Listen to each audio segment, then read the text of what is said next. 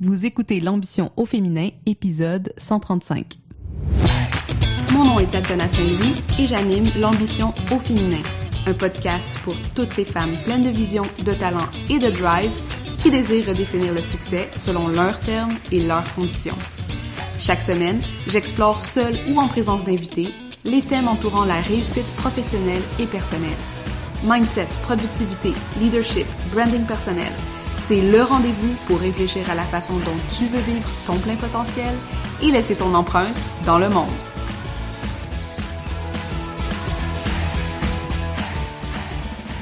Salut les ambitieuses, comment ça va aujourd'hui? J'espère que vous allez bien. Alors, bienvenue dans un nouvel épisode de l'Ambition au féminin. Et aujourd'hui, on continue sur notre série à propos du coaching, à propos du business coaching, avec cette deuxième partie de 3. Si vous n'avez pas écouté la première partie, vous pouvez toujours aller chercher, c'est l'épisode, si je ne m'abuse, 135. Oui, donc pas l'épisode précédent, celui d'avant. Et il y aura une troisième partie aussi à cette conversation qui va être publiée très, très bientôt. Donc, aujourd'hui, dans cette partie-là, je vous parle de comment initier un changement durable grâce au coaching. Et le mot durable est un mot clé ici parce que bien souvent, je pense qu'on pense à du coaching et on n'a pas une idée de la temporalité que les changements vont prendre. Puis quand je dis temporalité, c'est pas nécessairement qu'ils vont arriver plus vite ou plus lentement, mais vraiment de leur durée de vie, dans le sens de dire, OK, ben si je travaille avec un coach puis qu'il me montre comment faire X, Y, Z, peut-être que je vais être capable de le faire maintenant, genre comme ou dans 10 minutes ou peu importe, mais dans 1 an, dans 2 ans, cette connaissance va pas m'avoir permis de faire croître mon entreprise ou de faire grandir mes compétences ou des choses comme ça. Donc aujourd'hui, c'est vraiment ça le focus dans cette dans ce live que j'avais donné sur Instagram et qui ne sera plus disponible au moment où vous écoutez ceci, là. Donc, ça va vivre sur le podcast. Et puis, ben, comme d'habitude, ben, je vous invite à réfléchir, vraiment à vous poser et à vous poser ces questions-là aussi, comment vous interagissez avec vos coachs, comment vous interagissez avec vos clients si vous êtes vous-même coach et si vous avez cette vision-là aussi de ce que vous êtes en train de mettre en place dans cette relation collaborative que vous entretenez avec votre coach, dans la relation coach-client. Alors voilà, je sens plus faire de blabla parce qu'il y a quand même beaucoup de stock dans la conversation d'aujourd'hui. Je vous laisse avec ce live. Hey, hey, hey! Salut tout le monde! J'espère que vous allez bien. Bienvenue dans cette deuxième partie de ces lives. Et si vous n'avez pas eu le temps d'écouter l'épisode, le module d'hier, vous pouvez toujours aller sur mon profil pour aller regarder, l'écouter dans le fond. C'était vraiment intéressant selon moi. À vous de me le dire. On a parlé notamment des problématiques qu'il y a avec le coaching business en ce moment. Des problématiques comme le fait de baser beaucoup de la théorie ou des pratiques de coaching sur des modèles préexistants, sur des chambres à écho un peu, la création de gourous puis tout ça. Problème numéro 2 qui est beaucoup de créer des programmes, créer des coachings qui sont axés dans la conscience du manque des clients, de cette idée qu'il faut toujours se fixer vers quelque chose de mieux, une optimalité, une perfection, dans le fond, qui est valorisée par l'esprit ambiant et naturellement le problème aussi de simplement axer le coaching sur une des 3 savoirs, soit les savoir-être ou les savoir-faire. Bien souvent, ce qu'on va voir dans les modalités de coaching, c'est beaucoup de savoir-faire, beaucoup aussi de tenage de main, tenir la main, prise de main. Et c'est rarement holistique la façon dont c'est approché parce que justement, c'est difficile d'être holistique dans un contexte justement où on se base simplement sur les résultats que soit on a eu uniquement ou qu'on a suivi d'un mentor qui nous a dit qu'il fallait faire exactement, donc on perpétue encore les modèles préexistants.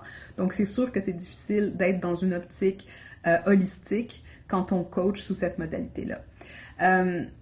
L'autre chose que je pense qui est importante de ce qu'on a discuté dans le dernier live, c'est cette fameuse idée de offrir des résultats ou offrir des solutions aujourd'hui qui vont nous empêcher de trouver des solutions demain. Et ça, c'est un gros problème, surtout dans les industries qui sont très rapides et très changeantes, comme les industries du web. Hein? Puis moi, ça fait 7 ans que je travaille dans le web, que mon entreprise existe ici sur le web. Et disons que dans 7 ans, il y a beaucoup de choses qui ont changé. Il y a beaucoup de tactiques qui ont changé, la nuance que les utilisateurs ou que les clients ont besoin pour embarquer dans certaines choses ou pour naviguer, ou l'expérience qu'ils recherchent a beaucoup changé aussi. Donc, le fait de se baser sur des modèles préexistants et qui créent des chambres à écho, ben, ça peut créer une stagnation qui est très difficile c'est très difficile de s'en sortir quand on n'a pas développé, dans le fond, les aptitudes qui nous permettent de faire du vrai problem solving à travers ça. Donc, c'est ça les problématiques que j'avais identifiées en termes de business coaching. On avait fini la conversation aussi avec une réflexion autour de qu'est-ce que ça prend pour s'appeler business coach. Est-ce qu'on a besoin d'une certification? Est-ce qu'on a besoin d'un certain nombre d'heures? Est-ce qu'on a besoin d'avoir servi un X nombre de clients ou d'avoir reçu tel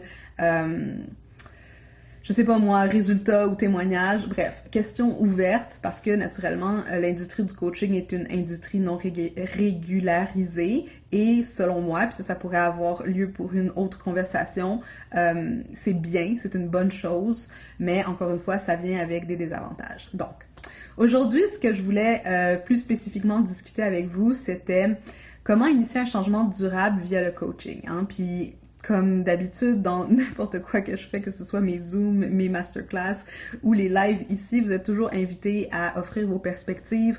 Ça me permet aussi de réfléchir, donc, tu sais, utilisez le chat. Et puis, ben, à la fin, si vous avez quelque chose à ajouter, quelque chose à dire, n'hésitez pas à m'envoyer une invitation pour venir sur le live aussi. Ça me ferait plaisir de jaser avec vous. Donc, maintenant que l'invitation est envoyée, commençons avec ce que j'ai préparé, puis après ça, on voit où est-ce que ça nous mène, OK? Donc, comment initier un changement durable via le coaching? Tu sais, je pense que là, vous comprenez un peu mon point que je trouve que beaucoup de ce qu'on fait en ce moment est un des pièges dans lesquels c'est vraiment difficile de pas tomber en tant que coach et entrepreneur, hein, parce qu'en tant que coach, on est bien souvent à notre compte et puis on essaye aussi, bon, tu sais, il faut faire fonctionner la business jusqu'à un certain point, donc on est dans la dynamique d'un marché ouvert. Il y a beaucoup de solutions qui sont offertes qui sont très axées court terme, hein.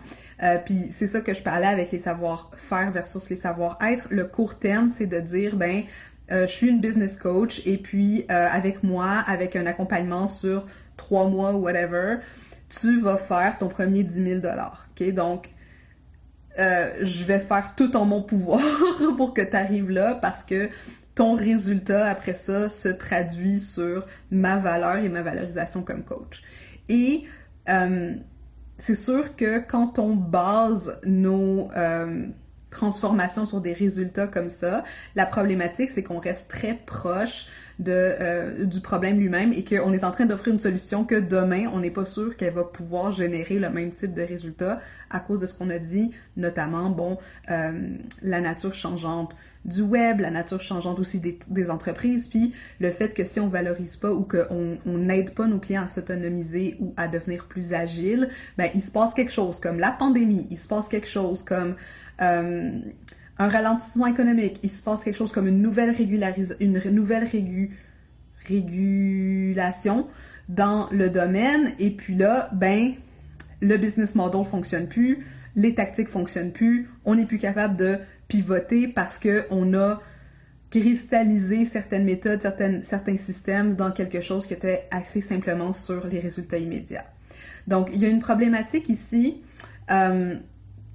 qui vient bien souvent aussi de comment on a été élevé, hein, comment on a été éduqué à travers le système scolaire et professionnel dans lequel on a évolué jusqu'à aujourd'hui, qui met énormément l'accent sur les savoirs et les savoir-faire, hein, au lieu des savoir-être, qui est considéré comme le propre de l'éducation familiale, de l'éducation à la maison. Et oui, il y a une certaine, tu sais, je veux dire, il y a une certaine vérité là-dedans, mais c'est pas n'importe qui va avoir une éducation entrepreneuriale, parce que c'est pas tout le monde. Et tu sais, jusqu'à très récemment, il y avait pas tant de monde que ça qui choisissait l'entrepreneuriat comme premier choix de carrière, mettons. Ok?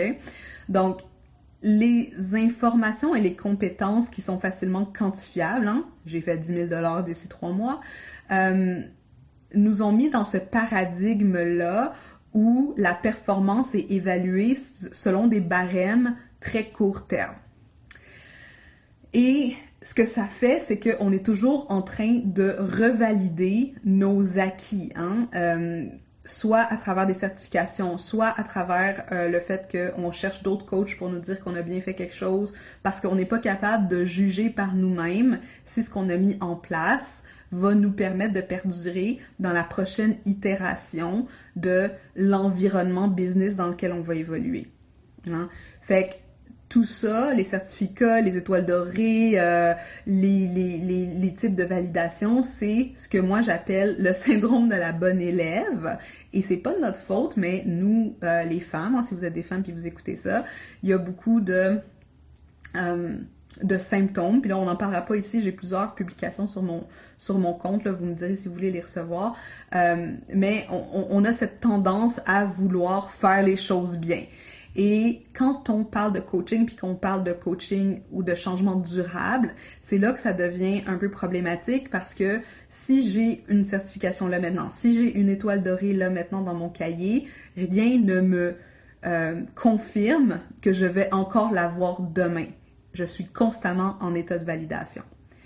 Donc, qu'est-ce que ça crée dans le milieu ou dans la psyché entrepreneuriale, hein, celle de nos clients ou celle des clients qui viennent pour du coaching business? C'est que ça crée des entrepreneurs qui sont en burn-out, des gens qui savent pas prendre des décisions, donc un leadership déficient. Puis c'est pas pour critiquer personne, c'est pas pour juger, c'est juste que on n'a pas valorisé, surtout chez les femmes, des notions de leadership conscient, hein, des notions de leadership intègre. Et donc, on est tout le temps en train de chercher, qui va me dire quoi faire et comment le faire. Ça crée aussi beaucoup de charge mentale, parce que vu qu'on est en train de se poser la question constamment si on a raison, si on va avoir notre étoile, si on va avoir notre 10 000 à la fin du mois, puis qu'on n'est pas capable de prendre ces décisions-là, genre en amont, crée une charge mentale élevée qui va mener à vouloir décharger, hein, donc déléguer, bien souvent de façon non stratégique. Et encore une fois, en tant que coach business, on va souvent rencontrer des personnes qui sont juste, ils en ont tellement sur leur assiette qu'ils savent même pas où donner de la tête, ils savent même pas à qui déléguer ces choses-là, parce que les systèmes n'ont pas été conçus pour pouvoir supporter, 1, la croissance, 2, les ambitions, ou 3, simplement la réalité d'être une entrepreneur en démarrage dans une situation où il y a un ralentissement économique, une pandémie, etc. Okay? Puis, l'autre chose aussi que ça crée, c'est le fameux FOMO, hein, Fear of Missing Out, ou course à l'objet brillant, qu'on pourrait appeler aussi, où on a toujours l'impression qu'il nous manque quelque chose pour être capable de débloquer quelque chose. Hein. Puis ça, on l'entend souvent, c'est si seulement j'avais la clé. Puis là, ça fait qu'on a une industrie de coachs qui vendent des clés, hein, des clés magiques qui sont supposées débloquer des trésors magiques à quelque part, qui vont ensuite régler tous les problèmes de la personne. Bon, j'exagère, mais vous comprenez où on s'en va avec ça, c'est que il y a une conscience de vouloir aller, toujours avoir l'impression qu'à l'extérieur de nous, il y a cette fameuse clé qui va débloquer les coffres du succès, les coffres de la reconnaissance et puis tout ça. Donc, même les coachs mindset ou ceux qui disent travailler sur le savoir-être, selon moi, ils passent parce que ce qui arrive dans la plupart de ces programmes-là, hein, puis je vous dis, ça fait 7 ans que je fais ça, puis ça fait 7 ans que moi aussi, j'en ai consommé du contenu, j'en ai consommé des coachs, j'ai interagi avec des gens, j'ai observé parce que de ma posture de spécialiste en marketing, je devais analyser toutes ces choses-là. Mais tu sais, beaucoup des trucs de coach mindset, c'est de nous donner des modes d'emploi à suivre à la lettre, de nous donner tu sais, des horaires à compléter, de faire ton journaling, prends des bains, fais des affirmations positives, qui ultimement vont à l'opposé de ce que ça constitue réellement un changement de comportement. Hein, parce que quand on suit une checklist, c'est cool parce qu'on a la dopamine de dire genre j'ai fini ma checklist, sauf que le problème c'est est-ce qu'il y a vraiment un changement qui a été opéré, outre que le fait de savoir que je suis capable de suivre une checklist. Puis c'est là que je remarque beaucoup que le savoir qui est mis de l'avant n'a pas été intégré. Hein. C'est des outils, c'est des trucs, c'est des méthodes, c'est tout ce qu'on veut les appeler, mais c'est pas des compétences qui ont été intégrées. Et ça, c'est une problématique quand on veut initier des changements durables chez nos clients, ce qui, selon moi, devrait être le propre de chacun des coachs, peu importe dans quelle industrie ils se positionnent.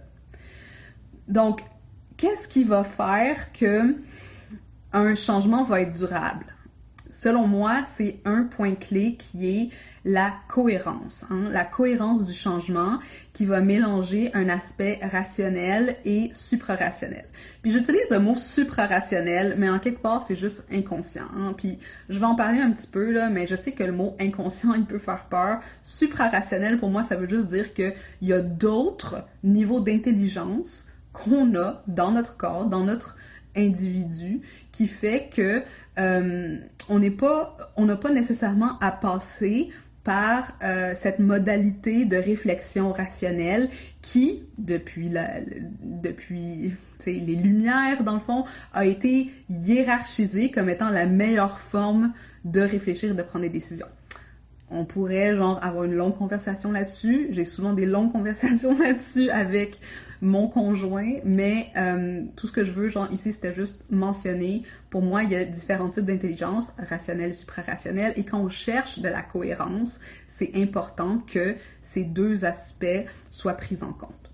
Donc, la cohérence, souvent, elle va être perçue comme une fonction du rationnel, hein, quelque chose que l'on va créer en solutionnant des problèmes. Puis là, je vous donne certains exemples. Hein. Solutionner un problème comme une image de marque, des processus de délégation, solutionner le problème de son modèle d'affaires, des choses vraiment très terre à terre. Mais plus souvent qu'autrement, cette cohérence, elle va être ressentie, elle va être perçue par le corps. Hein? Puis le corps, c'est une de ces intelligences suprarationnelles. C'est une intelligence qui fonctionne à l'extérieur de ce qu'on est capable de raisonner, dans notre état conscient. Donc, ça peut être perçu au niveau, de l'accordance avec nos valeurs. Ça peut être perçu comme une résonance avec la clientèle, dire comme, je me sens bien avec ce type de client-là. Ça peut être perçu comme une aisance par rapport à ses prix, par exemple. Se dire comme, il y a 1 an, j'étais pas capable de dire ce prix-là sans que ça m'active à l'intérieur. Maintenant, aujourd'hui, je suis capable de le dire, puis même que c'est pas un big deal, tu sais. Donc, mon système nerveux a été régularisé à travers ce prix-là et ça démontre qu'il y a un certain travail de cohérence qui a été fait à l'intérieur de soi parce que c'est plus considéré comme une résistance. Parce que je pense qu'on peut opposer peut-être cohérence et résistance. Je me suis pas posé la question, mais j'ai l'impression que ça ferait du sens. Il faudrait que j'y réfléchisse. Mais pour le moment, on dirait que j'ai envie de dire ça. Donc, cette cohérence-là, c'est quelque chose qui va être compris par la tête, le cœur et le corps. Puis ça a l'air super cheesy, comment je le dis comme ça, mais je pense que vous comprenez où je veux en venir avec ça, là. C'est vraiment une cohérence plus psychosomatique. Et la raison pourquoi je pense que c'est important qu'on le note, c'est que, puis vous le savez, hein, plus il y a de recherches autour de notre historique de trauma, les traumas intergénérationnels, l'effet de la pression sociale sur notre santé mentale qui ensuite a des effets sur notre corps, tu sais, toutes ces choses-là sont interreliées et donc, genre, cette cohérence psychosomatique, il n'y aurait aucune raison pour qu'elle soit exclue de notre expérience entrepreneuriale. Beaucoup de traumas qu'on garde en nous, malgré nos années de thérapie, tu sais, même si... Parce que je trouve que, bon, la thérapie, c'est génial. Puis là, on parle pas de thérapie. Je pense que la thérapie, il y a le coaching, c'est des choses qui ont chacun leur valeur et qui peuvent travailler très bien ensemble. Mais là, ici, on parle vraiment beaucoup on va vraiment parler du coaching. Mais c'est sûr qu'il y a des modalités de coaching ou des modalités de thérapie qui sont très axées dans le rationnel. Rationaliser notre problématique, rationaliser notre histoire. Mais si on la travaille pas au niveau somatique, bien souvent, ben, on va ressasser les mêmes histoires encore et encore en ayant l'impression qu'il n'y a pas d'issue, hein, qu'on est juste, on est juste en train de se désensibiliser par rapport à notre propre histoire, mais ça veut pas dire qu'elle a plus d'intégrité en nous, qu'on est capable de l'intégrer davantage dans notre façon d'être ou d'évoluer. Donc, on veut pas nécessairement arriver dans un état de pure dissociation où est-ce qu'on dit toutes ces choses traumatiques me sont arrivées, mais là I move on, hein, genre il faut que je get over it. Tu sais, ça c'est pas un état de cohérence, ça c'est un état de dissociation. Donc certains symptômes vont se manifester seulement dans le corps parce que, hein, encore une fois, grâce à la culture du hustle, grâce au fait qu'on a hiérarchisé le rationnel et le suprarationnel, on est des pros de se gaslighter nous-mêmes.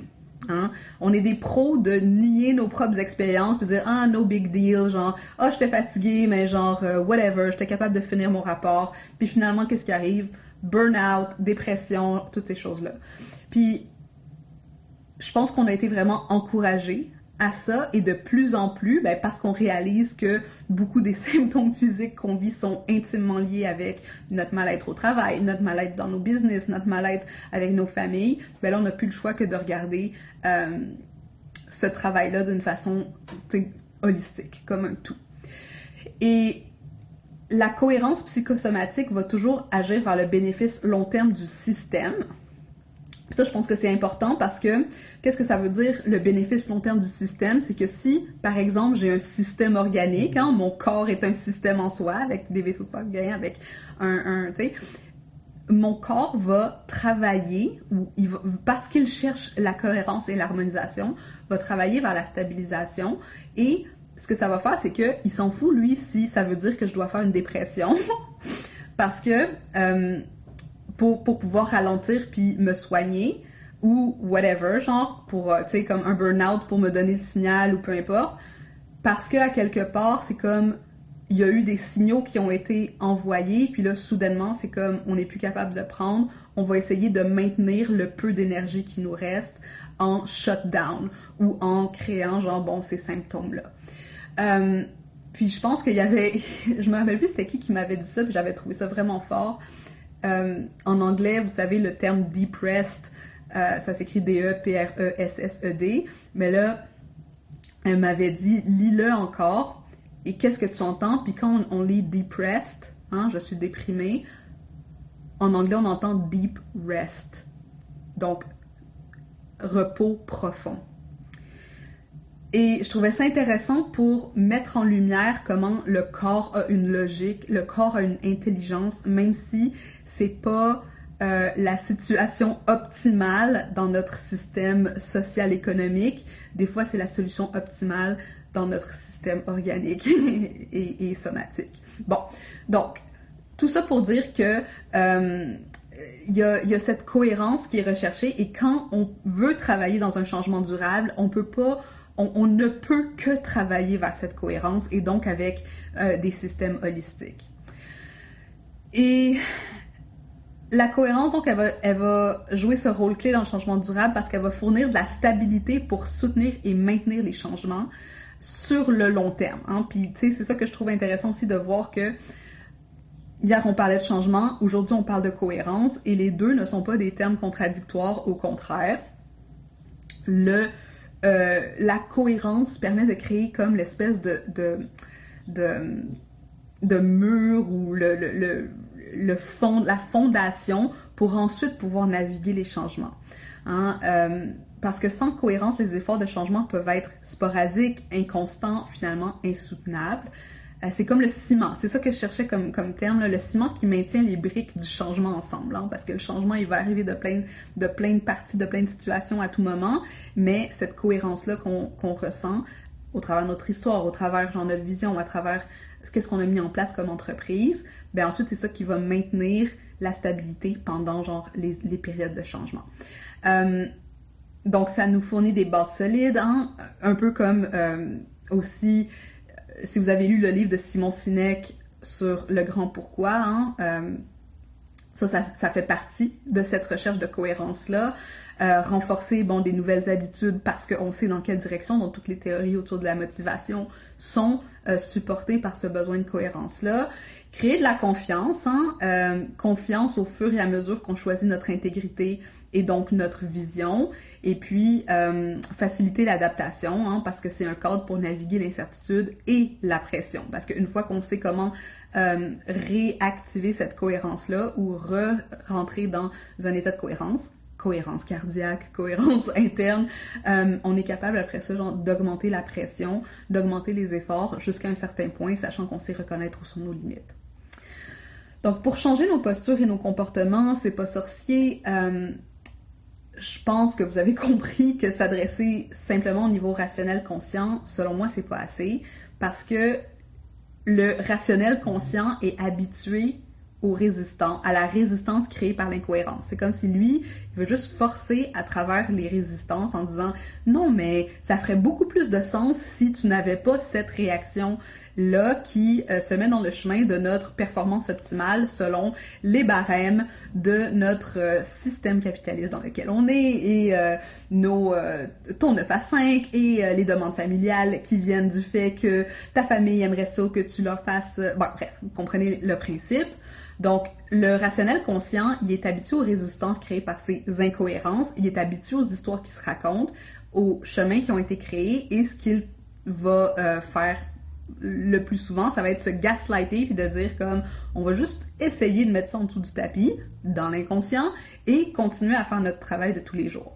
Mais quand on met les choses en dessous du tapis, elles disparaissent pas, elles sont juste mises sous la surface. Donc, tout ce qui est croyances limitantes, dynamique structurelle, hein, le fait genre de vivre dans une société patriarcale, le fait d'être dans des systèmes oppressifs, le fait d'avoir un passé traumatique ou des traumas intergénérationnels, tout ça s'est mis en dessous du tapis. On a l'impression qu'ils n'existent plus, mais au contraire, ils ont une incidence réelle sur la façon dont on navigue notre quotidien d'entrepreneur, dont on navigue nos business. Donc, ce que je trouve qui est presque essentiel dans un travail avec le changement, dans un travail au niveau de la business, au niveau genre de ce qu'on veut faire en termes de business holistique, de business durable aussi, c'est d'ouvrir ce dialogue avec l'inconscient parce que c'est ce qui va nous permettre d'outrepasser les habituations neuronales qui nous ont qui vont nous aider à faciliter le changement qu'on veut voir entre nous, hein, qui vont nous aider à mettre en place des systèmes pour croître nos entreprises, pour aller déléguer d'une façon intelligente, pour être beaucoup plus en accord avec nos ambitions, etc. Et le travail avec l'inconscient va nous aider à éliminer les incohérences ou du moins à les réharmoniser, hein, à dire comme, OK, je vais ouvrir le tapis, puis je vais aller nettoyer un petit peu en dessous, on va voir ce qui s'y cache, on va voir comment on peut réintégrer ces espaces-là, comment on peut trouver des places pour chaque objet, comment est-ce qu'on peut prendre des forces qu'on a développées à travers, ces expériences traumatiques peut-être, bref, comment est-ce qu'on peut utiliser, comment est-ce qu'on peut transformer les incohérences en cohérence. Puis là, ce travail-là, ça passe notamment par la découverte de nos croyances limitantes, par l'alignement des actions avec les valeurs, par l'amélioration de la prise de décision d'une façon qui va être intègre et unshamed, hein, sans la honte, hein, de pas être motivé par la honte ou la possible honte qu'on pourrait ressentir, et la promotion de l'authenticité, et un terme que j'aime beaucoup plus que l'authenticité, c'est l'intégrité, parce que en prenant conscience de qui on est, de ce qu'on valorise, de ce qu'on désire, on va pouvoir vivre et agir de manière intègre et donc complète. Donc, le travail avec l'inconscient va aider à identifier, à résoudre les conflits internes, aligner nos actions avec nos valeurs et prendre des décisions plus éclairées au niveau de 3 grandes relations qu'on vit dans nos entreprises qui, selon moi, sont la relation à notre offre. Et là-dedans, il y a tout ce qui est relié à la valeur, à notre expertise, à la position qu'on se fait dans le monde, à notre marque qu'on veut laisser, la relation à nos clients, donc comment nourrir des relations saines et authentiques avec eux, parce que là aussi, il y a quelque chose, il y a beaucoup de traumas, il y a beaucoup genre de croyances qui se manifestent dans cette relation avec nos clients, qu'on le veuille ou non, que ce soit utile ou non, parce qu'on le fait de façon inconsciente. On ne sait pas qu'est-ce qu'on amène comme bagage bien souvent dans ces relations-là. Puis finalement, la 3e relation, celle qui fait le plus de sens aussi, c'est notre relation à nous-mêmes. Donc, la confiance qu'on a envers nous-mêmes, la valorisation qu'on a de ce qu'on apporte, notre intégrité par rapport à comment on veut show up, et les peurs aussi qui nous habitent et qui font que de temps en temps ou souvent, on va pas agir dans notre meilleur intérêt. Fait que ça, c'est les bases du coaching et qui sont facilitées par un travail avec l'inconscient. Donc, comme coach business, je pense qu'on doit être en mesure de travailler avec ces différentes modalités pour identifier les résistances, offrir des façons de créer de la cohérence psychosomatique autour de ces éléments fondateurs. Pour que éventuellement on en arrive avec des résultats qui sont durables, souverains, autonomes. Puis les techniques que moi je préfère pour travailler avec l'inconscient, les techniques que j'aime, c'est tout ce qui est du travail somatique, puis encore une fois, pas juste rationnel, autour de la régularisation du système nerveux, autour du plaisir, autour de la conscience du corps, aussi dans l'expérience du quotidien de l'entrepreneur. Je travaille beaucoup avec l'hypnose, avec la consolidation de la mémoire pour voir est-ce qu'il y a des nouveaux chemins neuronaux qu'on veut prioriser, qu'on veut intentionnellement habiter au lieu de continuer à être dans des modes réactifs qui sont pas nécessairement les plus utiles pour nos ambitions. Et les principes du coaching féministe, tu sais, les principes du coaching féministe que j'ai appris notamment de Cara Lowenthal, qui a une certification en coaching féministe, c'est des modalités qui sont pas tant développées, j'ai l'impression, dans beaucoup d'espaces de coaching, mais qui sont très, très importants selon moi dans l'établissement de l'autonomie et de compétences clés pour la durabilité de nos clients. Puis, je vous en nomme quelques-unes, mais tu sais, un des premiers principes, c'est que le coaching est facilitatif. Donc, c'est pas axé sur la résolution, c'est axé sur la croissance, sur la performance et la transformation, comme on a parlé hier dans notre appel, c'est empuissançant. Donc, on est en train de donner des outils et non de régler leurs problèmes, parce que c'est mieux de donner les outils, leur apprendre à travailler, utiliser leurs problèmes comme des laboratoires pour être capable ensuite qu'ils puissent adapter cette solution